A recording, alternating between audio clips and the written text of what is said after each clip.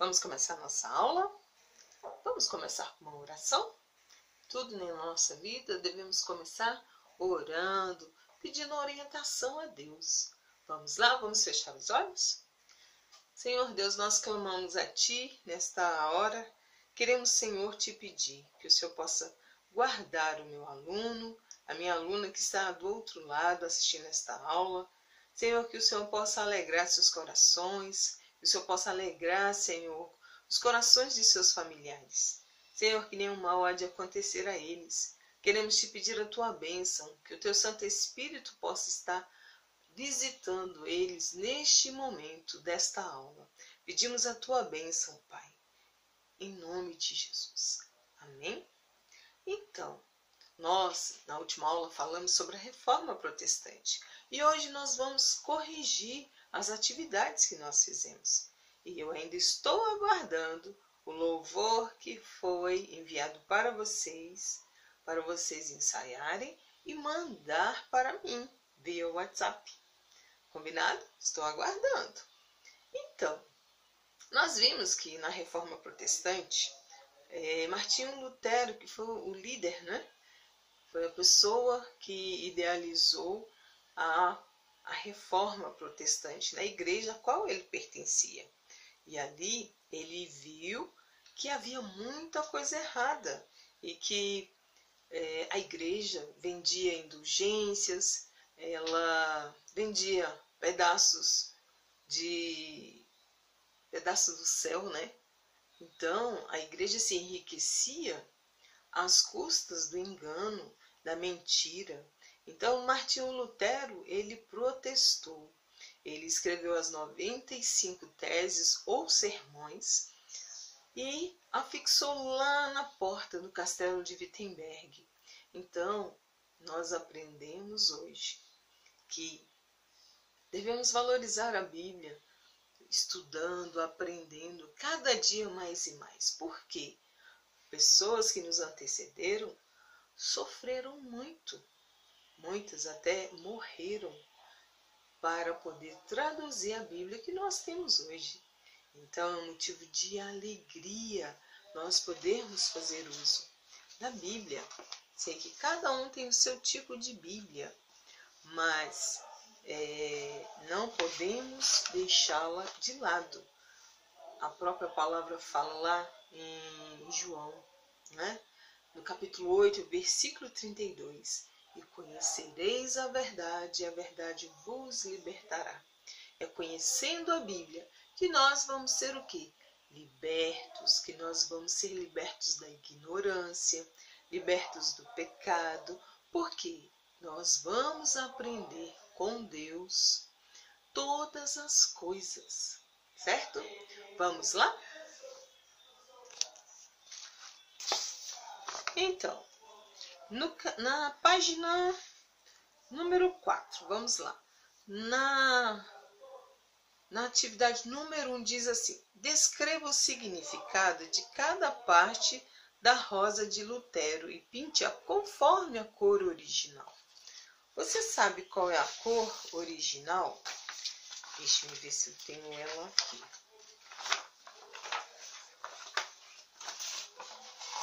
Você pode pesquisar os tons. Então, olha só. Eu fiz a minha, certo? Nesse estilo aqui, ó. Esse anel dourado, a flor ao meio, o coração, a cruz, certo? Vamos lá? Você faz a sua e abaixo você vai especificar o que significa cada parte dessa rosa de Lutero. Então, olha só, vou pegar este modelo que está aqui pintado. Ó, vamos lá, a cruz preta. A cruz preta, ela representa o quê? Ela representa o sofrimento e morte do Senhor Jesus Cristo, mas também representa o quê? A ressurreição. Lembra que Jesus morreu por nós, né? E foi o quê? Uma morte de cruz. Vamos lá? O coração. O coração, ele é vermelho, né? coração do ser humano é vermelho. Isso quer dizer o quê? Que a nossa fé, ela está o quê? Guardada no coração. Então, nós devemos o quê? Estarmos a cada dia fiéis ao Senhor Jesus, guardando a fé em nosso coração. E a fé, ela vai nos tornar o quê? Pessoas felizes. E o Vivit, ele não está aqui, né, legível, mas o Vivit significa, em latim, ele vive. Jesus vive. Então, vou mostrar para vocês. Aqui, ó. O Vivit está bem aqui, ó. Então, você vai olhar esse símbolo, certo? Para você finalizar a sua rosa. E o que mais nós temos aqui? A rosa branca, ela representa o que? Os anjos do Senhor. Ela representa a alegria, o conforto a paz que o Senhor Jesus nos dá a cada dia. E o anel dourado? O anel, ele não tem fim, né? Ele é um arco sem partes quebradas. Então, o anel, ele representa o quê? Que não tem começo e nem fim. Assim é o amor de Deus por quem? Por nós. Ele é perfeito, não é verdade? O ouro é um material que valioso e ele não é de fácil quebrar, né? Ele é precioso, então ele também remete aqui às promessas que Deus nos fez. E essa parte azul, ela vai representar o quê? O céu, representa a alegria, né, da eternidade. Quando nós pensamos na eternidade, nós pensamos já com alegria na alma, já imaginando como será o céu, certo? Vamos à próxima atividade?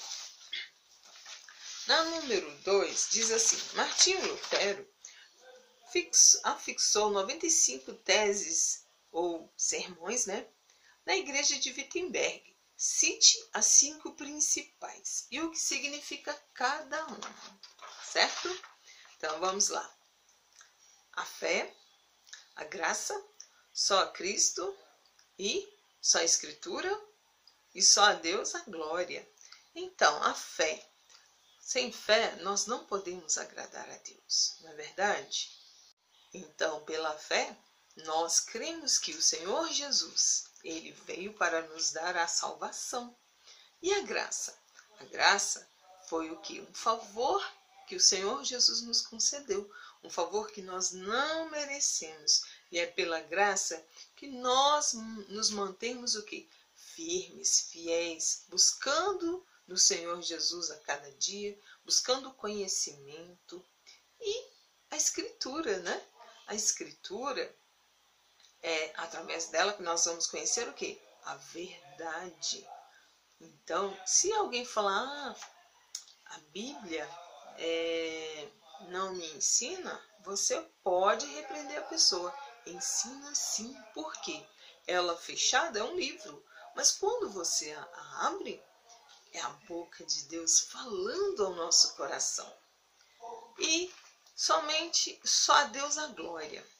O que eu devo fazer? Por exemplo, quando eu recebo uma graça de Deus, uma cura, eu não vou glorificar, exaltar, por exemplo, o meu pastor ou o padre da minha igreja. Nós vamos fazer o quê? Nós vamos glorificar a Deus pela graça, pela bênção alcançada, porque ela vem de Deus, ela não vem das mãos de homens, não vem das mãos de nada que não glorifique o nome do Senhor.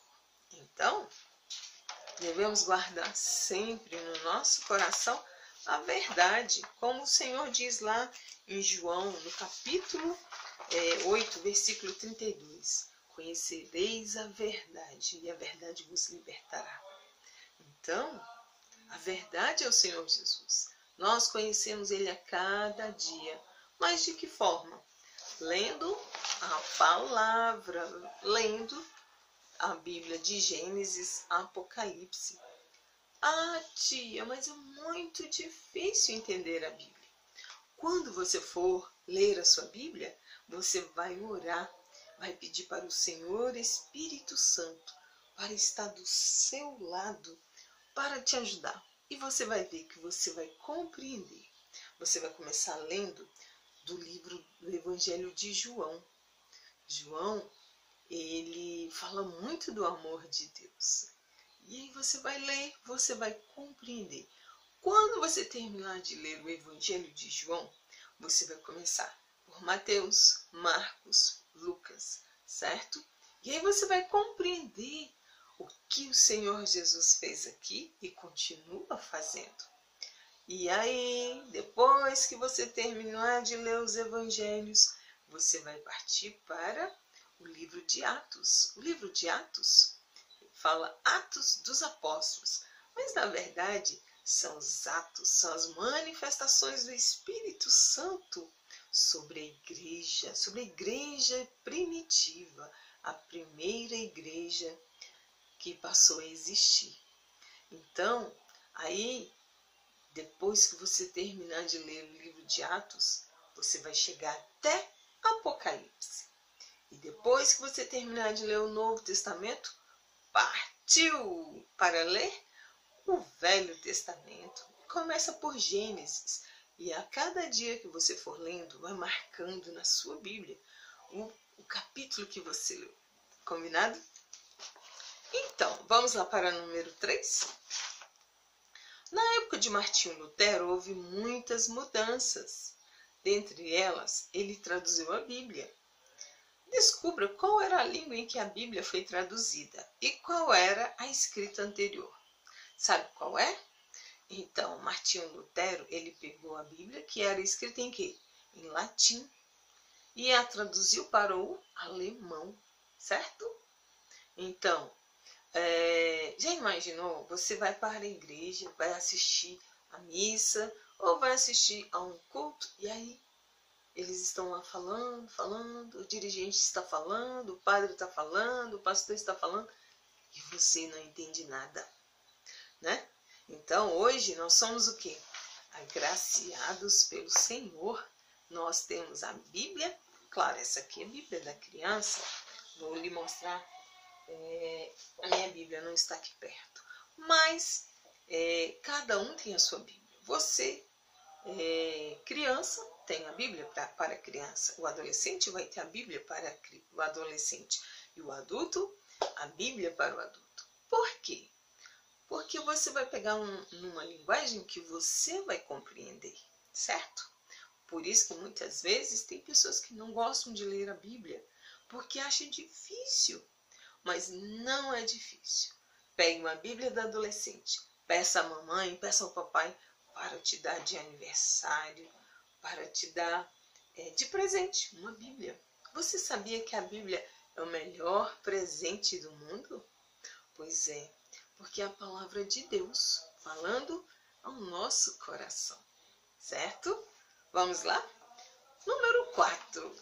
A gente para muito, né? Mas é bom para não ficar chata a aula. O que a imagem abaixo representa para nós cristãos?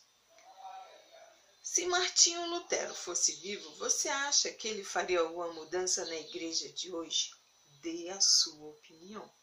Então, esta imagem, essa foto, né, representando Martinho Lutero, ela nos lembra o quê? Lembrou? Ela nos lembra quando Martinho Lutero afixou lá no castelo, né, na porta do castelo de Wittenberg, as 95 teses, né, orientando todo mundo que passava para aprender o quê? E para não só aprender, mas ver as coisas erradas que a igreja daquela época estava fazendo. Então, as pessoas passaram a compreender na sua língua, no alemão. Então, E aí você vai dar sua opinião. O que você acha? Que Martinho Lutero, ele ficaria muito decepcionado com a igreja de hoje? A igreja de hoje sou eu e você. Então, como você tem sido igreja para o Senhor Jesus? Dê a sua opinião, quero a sua opinião. E na aula online nós vamos comentar, combinado? E por aqui finalizo. Um grande beijo e até a próxima aula. Não esqueça, aula online, certo? Quinta-feira. Tchau!